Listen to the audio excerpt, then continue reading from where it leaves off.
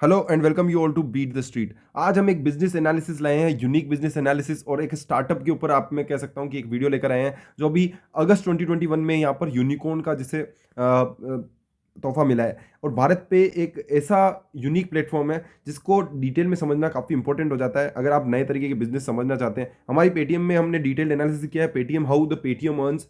आज हम बात करने वाले हैं भारत पे किस तरीके से पैसा बनाता है। और मैं आपको एक सबसे यूनिक बात बताता हूँ भारत पे कि वो एक भी रुपया जो हमारे मर्चेंट्स हैं उनको चार्ज नहीं करता है। तो ये सबसे यूनिक बिजनेस मॉडल है जो ये B2B फिनटेक प्लेयर है जो मैं आपको एक्सप्लेन करने वाला हूं। तो अगर चैनल पहली बार आए हैं तो इसी तरह की डिटेल वीडियोस देखने के लिए, स्टार्टअप से रिलेटेड और आईपीओ रिस्क से रिलेटेड और साथ ही साथ डिटेल फंडामेंटल एनालिसिस के लिए चैनल को सब्सक्राइब करना ना भूलें।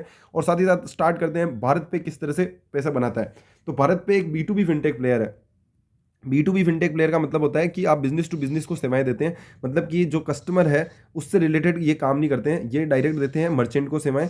जो भारत पे है, ये भारत पे आप समझ सकते हैं, तो ये एक मर्चेंट को डायरेक्ट सर्विस देते हैं। तो this is a B2B fintech player. जो जबकि अगर हम देखते हैं गूगल पे हो गया, तो ये गूगल पे डायरेक्ट कस्टमर से रिलेटेड है। फोन पे देख दिया तो आपने वो कस्टमर से रिलेटेड है। जबकि भारत पे ने क्या किया, भारत पे ने किया कि भारत पे ने एक QR कोड बनाया, भारत पे QR कोड। और उन्होंने क्या किया, एक सिंगल प्लेटफॉर्म। पहले हम जाते थे तो हम गूगल पे के लिए गूगल पे का अलग उनका QR कोड आता था, फोन पे का अलग QR कोड आता था।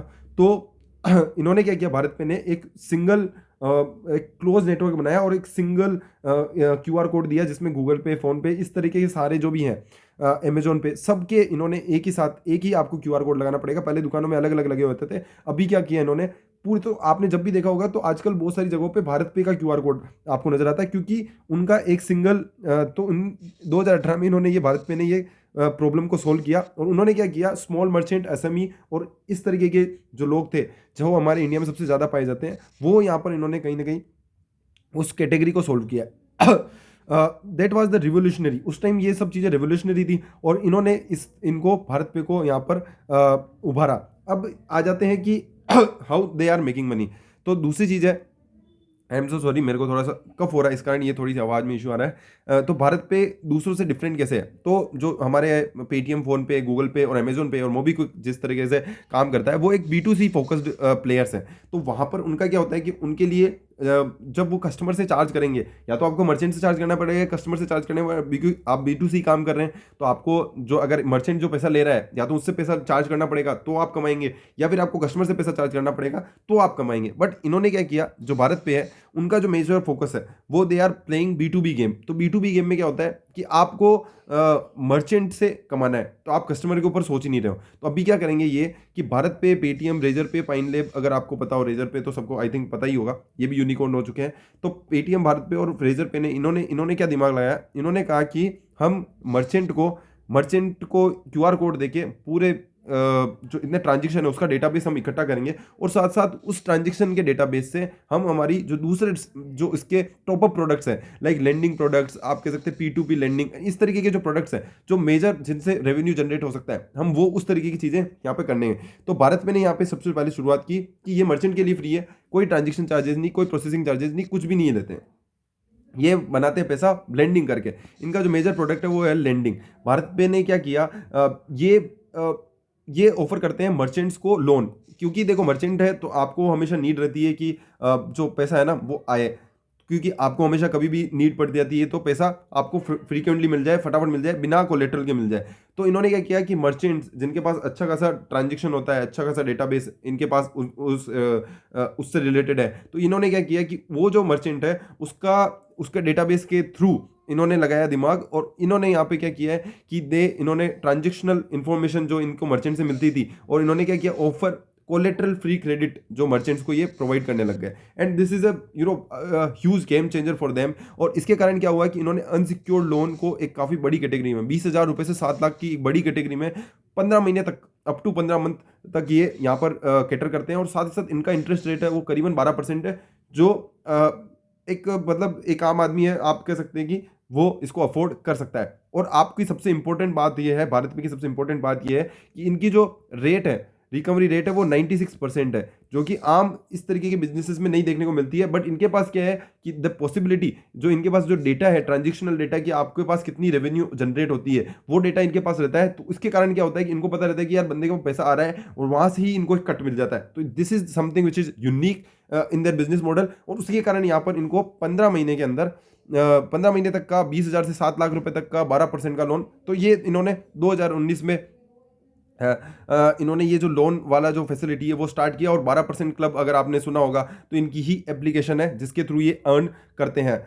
इसके अलावा कंपनी ने 3 लाख से ज़्यादा मर्चेंट को यहाँ पर लोन की जो सर्विसेज है वो प्रोवाइड की है। मर्चेंट्स को 3,000 करोड़ रुपए का, पिछले 18 महीने में 3,000 करोड़ रुपए का इन्होंने लोन प्रोवाइड किया है। और करीबन करीबन हर महीने करीबन 300 करोड़ की ये लेंडिंग प्रोवाइड करते हैं मर्चेंट्स को। तो ये एक बहुत ही यूनिक बिजनेस मॉडल है। इसके अलावा कंपनी ने P2P लेंडिंग भी अपनी नई 12% क्लब की एप्लीकेशन के थ्रू यहाँ पे स्टार्ट किया है। And it allows you to invest और borrow money at a 12% flat rate. तो ये काफ़ी यूनिक कॉन्सेप्ट था जो इन्होंने यहाँ पर लॉन्च किया। क्योंकि अगर आपको भी अगर पैसा जमा कराना है, मतलब आपको अगर एज ए कस्टमर आप बैंक में जाते हो, आपको 4 से 5% का मिलता है, तो इन्होंने कहा कि हम अगर आप इन्वेस्ट करेंगे हम आपको 12% का इंटरेस्ट इन्वेस्टमेंट पे आपको रिटर्न देंगे। तो ये कहीं ना कहीं बहुत सारे गांव के लोगों और बहुत सारे जो T1 T2 सिटीज़ में थे, T2 T3 सिटीज़ में थे, उन लोगों के लिए काफ़ी फायदेमंद साबित हुआ और उसने पूरा इनका गेम चेंज किया। तो अगर हम बात करते हैं कंपनी की शुरुआत होती है, उसके बाद कंपनी किस तरीके से यहाँ पर काम करती है वो मैं आपको बता देता हूँ। कि 2021 में फरवरी में अगर हम देखते हैं तो इन्होंने 108 मिलियन डॉलर की सीरीज 8 की फंडिंग उठाई थी, 900 मिलियन डॉलर के वैल्यूएशन पे। वहीं मार्च में इन्होंने 106 मिलियन मंथली ट्रांजेक्शन UPI का इन्होंने खिताब हासिल किया। जून में इन्होंने पेबैक को अक्वायर किया। इसके अलावा became the first fintech in India to get a small finance bank licence, इनको ये मिल चुका है। इस पूरे सेगमेंट में किसी भी और दूसरी कंपनीज को इसे हासिल नहीं हुआ है। स्मॉल फाइनेंस बैंक का जो लाइसेंस है वो काफ़ी ज़रूरी है, क्योंकि अगर आपको लेंडिंग काम करना है इंडिया में ज़्यादा टाइम तक सस्टेनेबल तरीके से, तो आपको बिजनेस बैंक का होना काफ़ी ज़रूरी है, आपके पास बैंकिंग लाइसेंस। क्योंकि RBI के परमिशन के बिना आप ज़्यादा टाइम तक इंडिया में काम कर नहीं सकते और लेंडिंग बिजनेस में।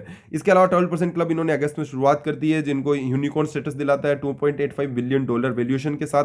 इसके अलावा इन्होंने ventured into customer fintech with the launch of 12% club, जहाँ पे ये कस्टमर से पैसा लेते हैं उसको 12% इंटरेस्ट देते हैं। इसके अलावा BNPL सेगमेंट में इन्होंने पोस्ट पे लॉन्च किया, जिसमें बाई नाउ पे लेटर के ट्रांजेक्शन ये करते हैं कि आप आज खरीद लो और बाद में आप पैसा दे देना। तो ये जो है इसके अलावा जो इन्होंने यूनिटी स्मॉल फाइनेंस बैंक की इन्होंने ऑपरेशन की शुरुआत करी नवंबर में।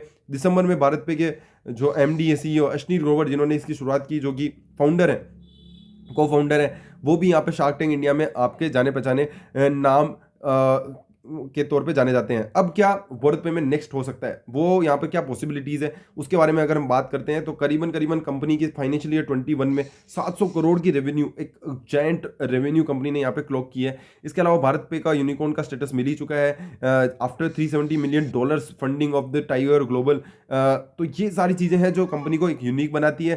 थर्ड थिंग है जो अभी कंपनी करने की सोच रही है, वो है कि कंपनी ने एक JV फॉर्म की है सेंट्रम ग्रुप के साथ, और बैंकिंग इंडस्ट्री में कंपनी घुसने वाली है।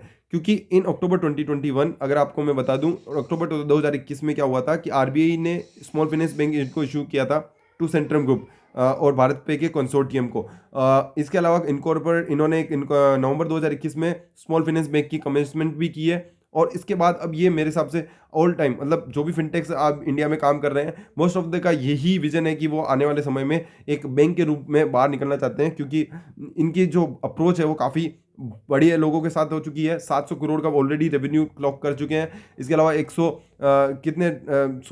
मिलियन से ज़्यादा का ट्रांजेक्शन ये प्रोसेस करते हैं। इसके अलावा कंपनी की जो PMC बैंक है, जिसका को भी इन्होंने टेक ओवर करने की यहाँ पे बात चल रही। तो this is kind of things वो भारत पे करने की कोशिश कर रहा है। और काफ़ी यूनिक बिजनेस मॉडल कंपनी ने क्रिएट किया है, जिसके कारण कंपनी काफ़ी तगड़े तरीके से ग्रोथ कर रही है। और 12% क्लब भी काफ़ी खतरनाक है, पोस्ट पे और भारत पे, तीनों ही चीज़ें जो गेम चेंजर साबित हुई है अश्नीर ग्रोवर के लिए। और इस तरीके से company are building their businesses and they are growing in the fintech space. और भारत पे कैन बी द नेक्स्ट जिसका आपको आने वाले समय में बैंकिंग लाइसेंस मिल सकता है, या फिर आप कह सकते हैं कि आईपीओ आने वाले समय में आ सकता है। तो आपको कमेंट करके बताना है कि अगर भारत में एक आईपीओ आता है तो आप उसमें इन्वेस्ट करने वाले हैं या नहीं। अगर आपको वीडियो कैसे पसंद आई है, अगर आपको वीडियो पसंद आई है तो चैनल को सब्सक्राइब करें बिना न जाएं, और लाइक और शेयर करें ताकि ज़्यादा से ज़्यादा लोगों तक इस तरीके की डिटेल्ड वीडियोस पहुंच सके। Thank you so much.